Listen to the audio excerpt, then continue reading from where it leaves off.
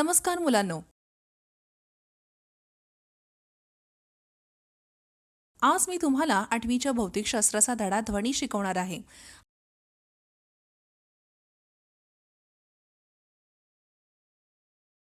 हा ध्वनीचा दुसरा भाग आहे. दुसऱ्या भागात जाण्यापूर्वी आपण भाग 1 ची उजळणी करूया.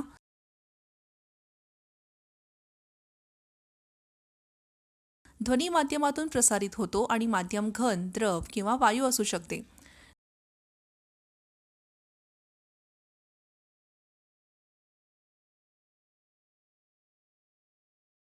ध्वनी माध्यमाच्या कणांच्या कंपनाने निर्माण होतो.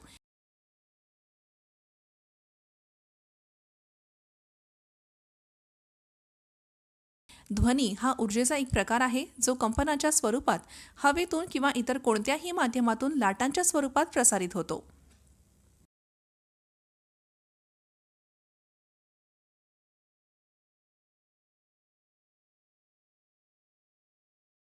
कंपनाच्या एकाच टप्प्यात असलेल्या सलग दोन कणांमधील अंतराला तरंगलांबी म्हणतात.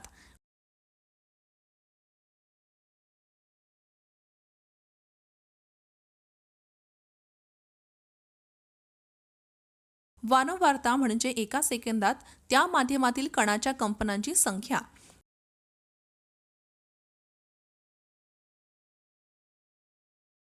ध्वनीचा वेग म्हणजे एका सेकंदात ध्वनीने पार केलेले अंतर.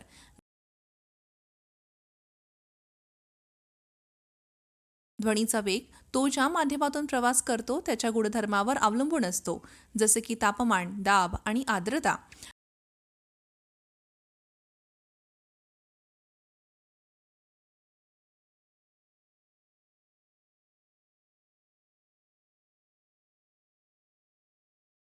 ध्वनी निर्वातातून प्रसारित होऊ शकत नाही.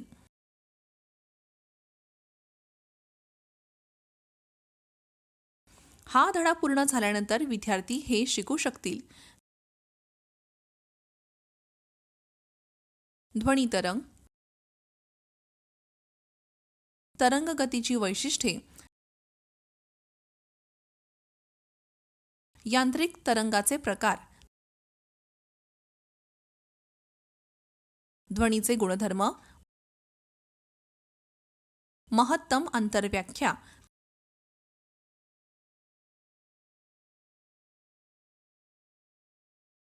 ध्वनीचे प्रकार. अति महत्वाचे शब्द. यांत्रिक तरंग, कण, ध्वनीचा मोठा आवाज, महत्तम अंतर,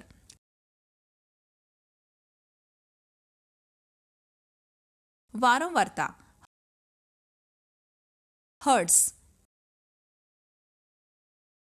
पीच, आवाजातील वेग किंवा मर्यादा, पातळी, सुराचे वैशिष्ट्य,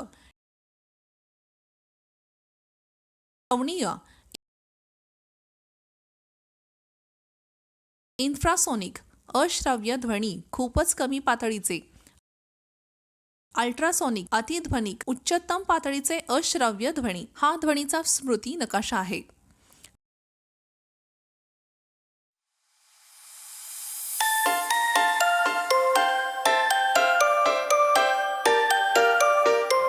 नमस्कार मुलांनो. आपल्याला ऊर्जेची आधीच जाणीव आहे आणि आश्चर्यकारक गोष्ट म्हणजे आपण आपल्या दैनंदिन जीवनात जो आवाज ऐकतो तो देखील ऊर्जेचा एक प्रकार आहे.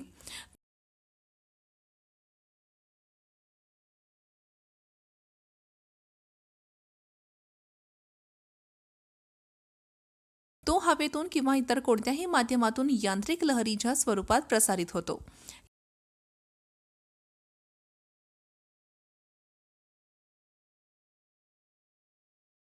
यांत्रिक लहरी म्हणजे एक गोंधळ. गोंधळ हो, गोंधळ. येथे गोंधळ म्हणजे अशा कणांची यादृच्छिकता, स्वतंत्र हालचाल ज्यामुळे संपूर्णपणे लाट निर्माण होते.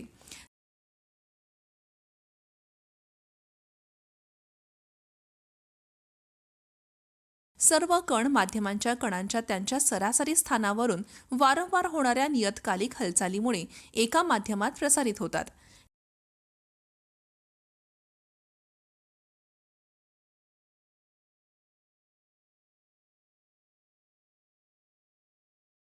कणांच्या कंपनांमुळे होणारा गोंधळ पुढील कणांमध्ये जातो.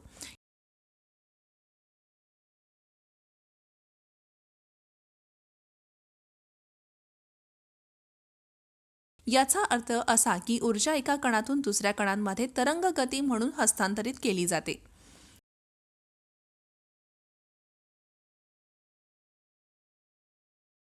आता आपण तरंग गतीचे वैशिष्ट्ये जाणून घेऊया.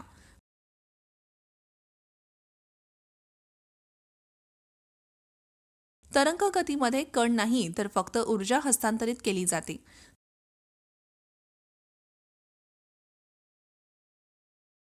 तरंग गतीचा वेग कंपन करणाऱ्या कणाच्या वेगापेक्षा वेगळा असतो.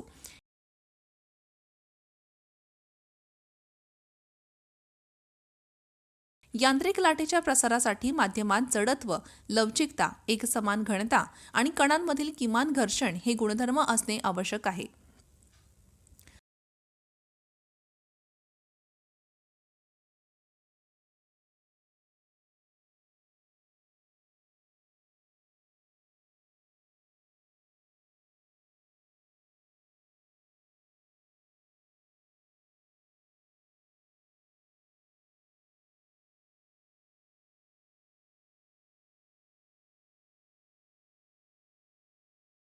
आतापर्यंत तुम्हाला यांत्रिक लाटेबद्दल आधीच माहिती झाली असेल. यांत्रिक लाटांची वास्तविक उदाहरणे म्हणजे काहीतरी पाहणे किंवा पाहणे आणि ध्वनी ऐकणे, परंतु त्या दोन्ही सारख्या नाहीत. यांत्रिक लाटांचे दोन प्रकार आहेत. त्या आहेत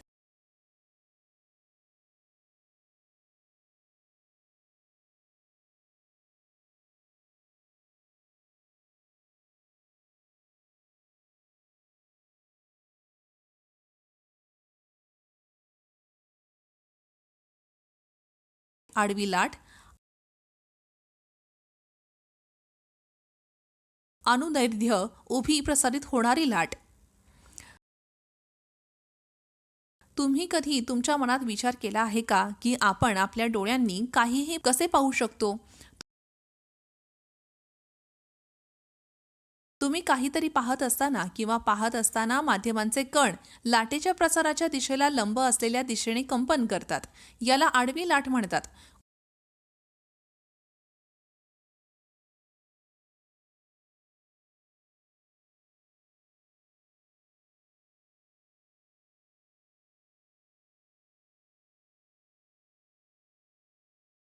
उदाहरणार्थ तारांमधील लाटा, प्रकाश लाटा इत्यादी.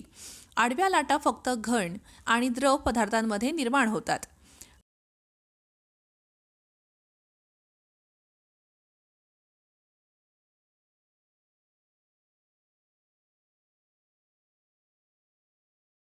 रेखांशिक लाट. रेखांशिक लाटेमध्ये माध्यमांचे कण एका दिशेने एका सरळ रेषेत कंपन करतात, जे लाटेच्या प्रसाराच्या दिशेला समांतर असते.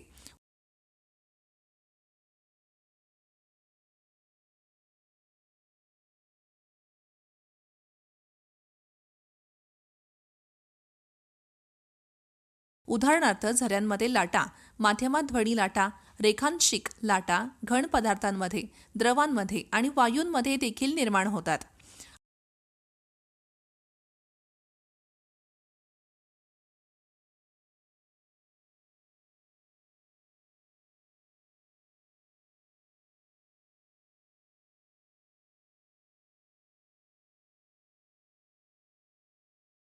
आता आपण ध्वनीचे गुणधर्म वाचू. आपण ऐकत असलेले सर्व ध्वनी सारखे नसतात. आवाजाची तीव्रता, लहर, गुणवत्ता किंवा विशिष्ट आवाज, सूर आणि श्रवणीयता असे काही गुणधर्म आहेत जे एका प्रकारच्या ध्वनीला दुसऱ्या प्रकारच्या ध्वनीपासून वेगळे करतात. आपण आता या गुणधर्मांचा अभ्यास करू.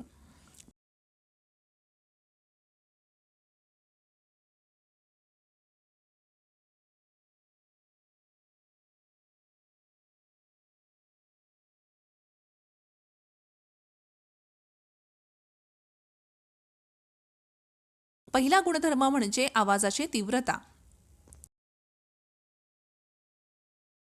आवाजाची तीव्रता ही ध्वनीचे वैशिष्ट्य म्हणून परिभाषित केली जाऊ शकते, जी आपल्याला कमकुवत किंवा कमकुवत ध्वनीला मोठ्या ध्वनीपासून वेगळे करण्यास सक्षम करते.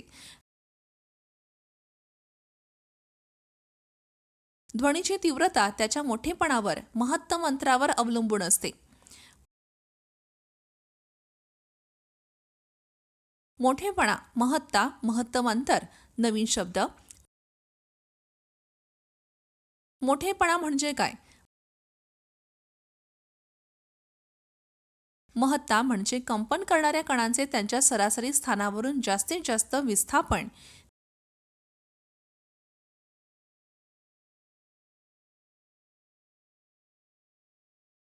ते ए ने दर्शविले जाते. महत्तम अंतराचे एकक एम आहे.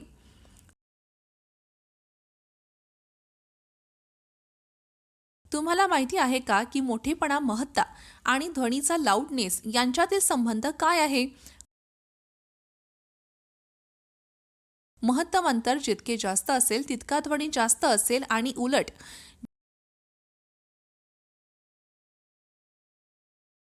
जेव्हा ड्रम हळूवारपणे वाजवला जातो तेव्हा एक कमकुवत ध्वनी निर्माण होतो. तथापि जेव्हा तो जोरदार वाजवला जातो तेव्हा एक मोठा आवाज निर्माण होतो.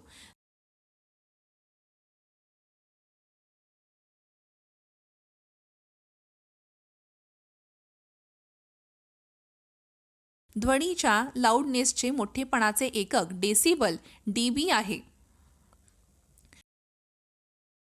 ध्वनीचे दुसरे वैशिष्ट्य म्हणजे पीच.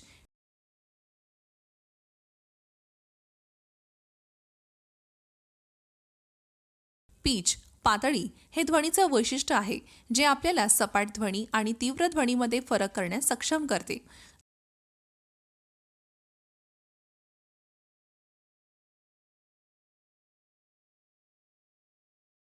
ध्वनीची वारंवारता जितकी जास्त असेल तितकीच पीच, पातळी जास्त असेल. उच्च पीच ध्वनीमध्ये तीव्रता वाढवते.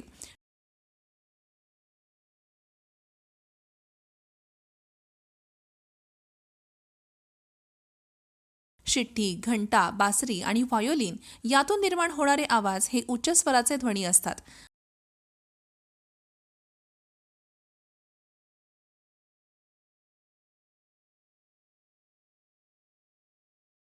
आता मी तुम्हाला एक वास्तविक सत्य सांगतो.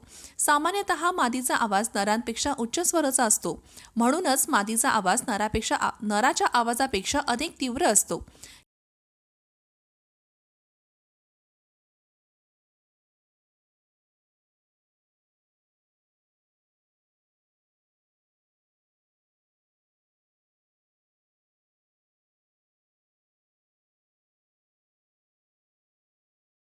कमी स्वराच्या आवाजाची काही उदाहरणे म्हणजे सिंहाची गर्जना आणि ढोलकींचा आवाज.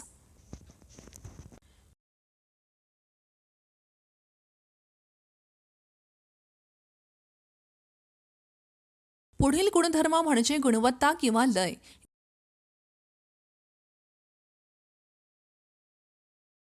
गुणवत्ता किंवा लय हे ध्वनीचे वैशिष्ट्य आहे जे आपल्याला समान पीच आणि मोठेपणा असलेल्या दोन ध्वनींमध्ये फरक करण्यास सक्षम करते.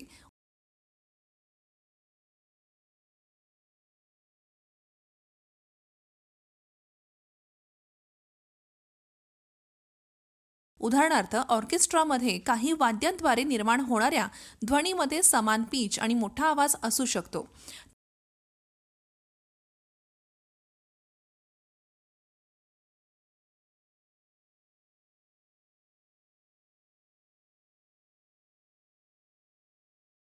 तरीही तुम्ही प्रत्येक वाद्याद्वारे निर्माण होणारा ध्वनी स्पष्टपणे ओळखू शकता.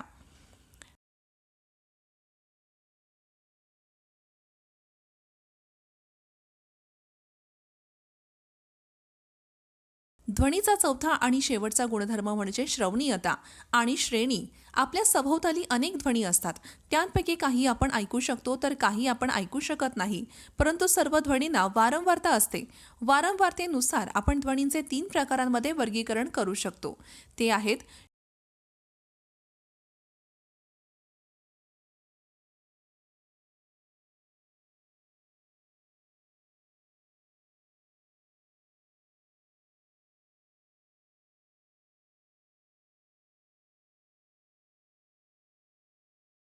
श्रवणीय ध्वनी,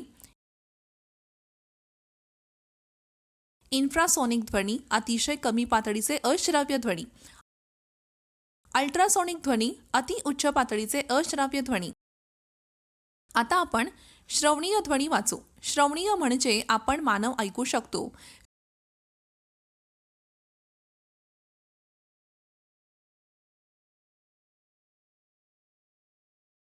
20 हर्ट्झ ते 20,000 हर्ट्झ पर्यंतच्या वारंवारतेसह ध्वनीला ध्वनिक ध्वनी किंवा श्रवणीय ध्वनी म्हणतात.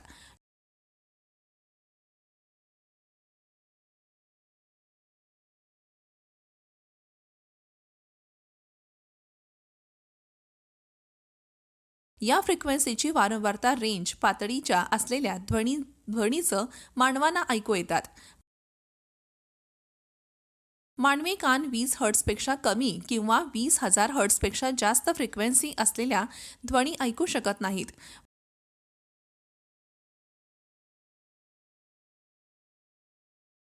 म्हणून वरील श्रेणीला श्रवणीय ध्वनी श्रेणी म्हणतात.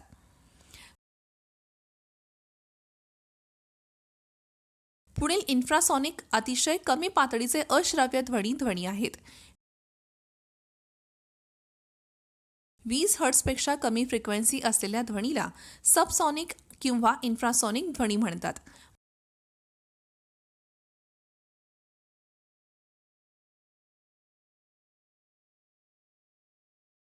मानव या फ्रिक्वेन्सीचा आवाज ऐकू शकत नाही, परंतु कुत्रे, डॉल्फिन इत्यादी काही प्राणी ऐकू शकतात.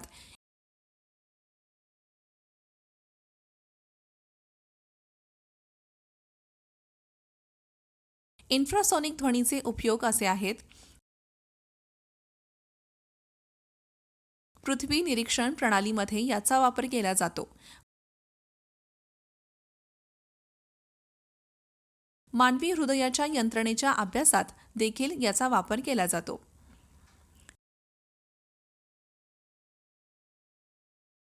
तिसरा अल्ट्रासोनिक अति उच्च पातळीचे अश्राव्य ध्वनी आहेत.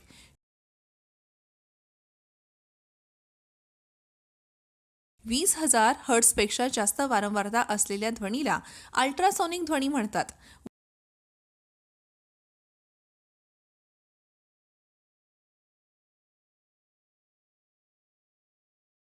वटवाघूळ, कुत्रे, डॉल्फिन इत्यादी प्राणी काही अल्ट्रासॉनिक ध्वनी देखील ऐकू शकतात.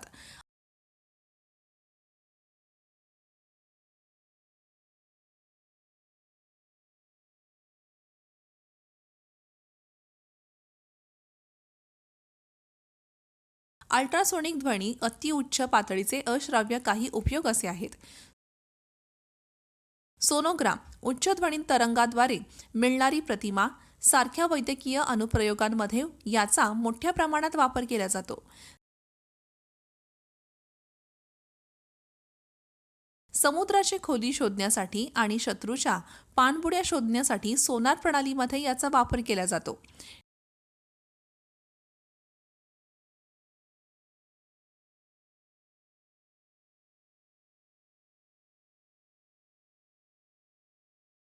डिशवॉशरमध्ये भांडी धुण्याचे यंत्र देखील याचा वापर केला जातो.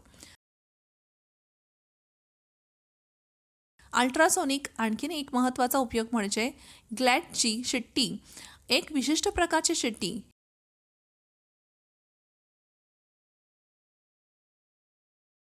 ही शिट्टी मानवी कानाला ऐकू येत नाही, परंतु ती कुत्र्यांना ऐकू येते. कुत्र्यांना तपासणीसाठी प्रशिक्षित करण्यासाठी याचा वापर केला जातो.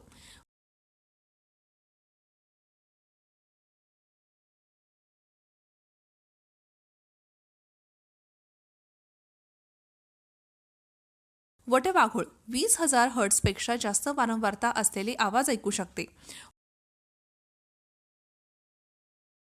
वटवाघूळ ओरडताना अल्ट्रासोनिक उच्च पातळीचे अश्राव्य ध्वनी निर्माण करतात.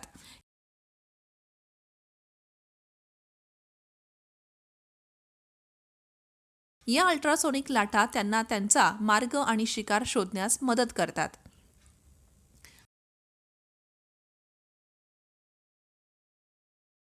धड्याचा सारांश. कंपनाचे मोठेपणा जितके जास्त असेल तितका आवाज मोठा असेल.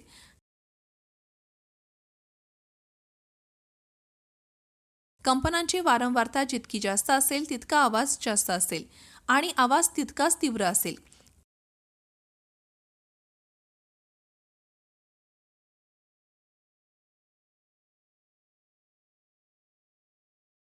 कंपन करणाऱ्या वस्तूंमुळे ध्वनी निर्माण होतो. ध्वनी एका माध्यमातून वायू, द्रव किंवा घन प्रवास करतो. तो निर्वातमध्ये प्रवास करू शकत नाही.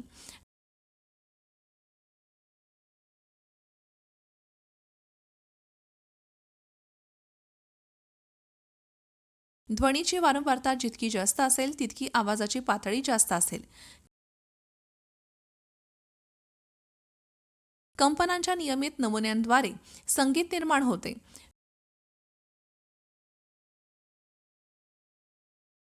20 हर्ट्झ ते 20,000 हर्ट्झपर्यंत वारंवारता असलेल्या ध्वनीला ध्वनिक ध्वनी किंवा श्रवणीय ध्वनी म्हणतात.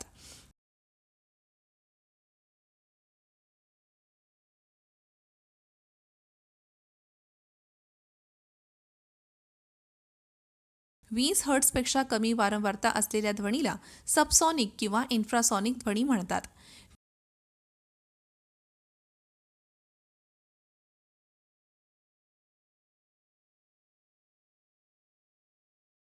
20,000 हर्ट्झपेक्षा जास्त वारंवारता असलेल्या ध्वनीला अल्ट्रासोनिक ध्वनी म्हणतात.